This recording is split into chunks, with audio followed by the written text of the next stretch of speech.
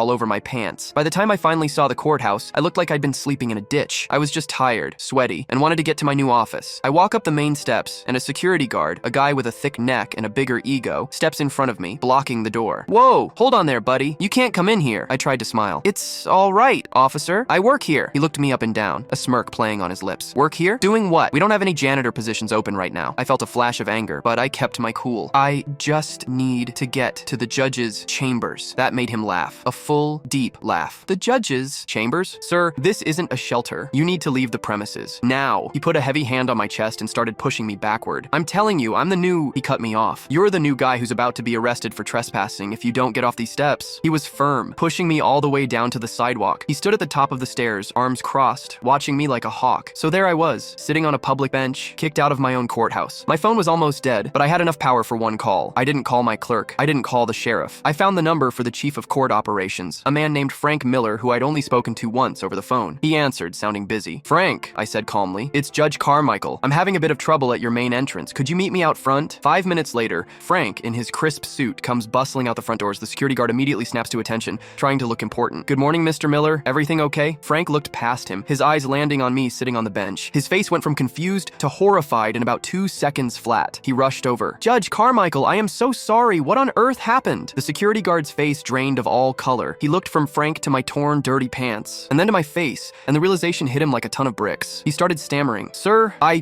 didn't know. I stood up, brushed the dust off my pants, and walked over to him. I looked him right in the eye. He was expecting me to yell, to fire him on the spot. I just smiled a little. Your name is Officer Riley, according to your tag. He nodded, unable to speak. Well, Officer Riley, I said, my voice quiet but clear enough for him and Frank to hear. For the last 6 months, I've been reviewing the county's budget for a new courthouse initiative. It's a mandatory training program for all public-facing staff. It's called Dignity and De-Escalation. It's about learning to see the person, not the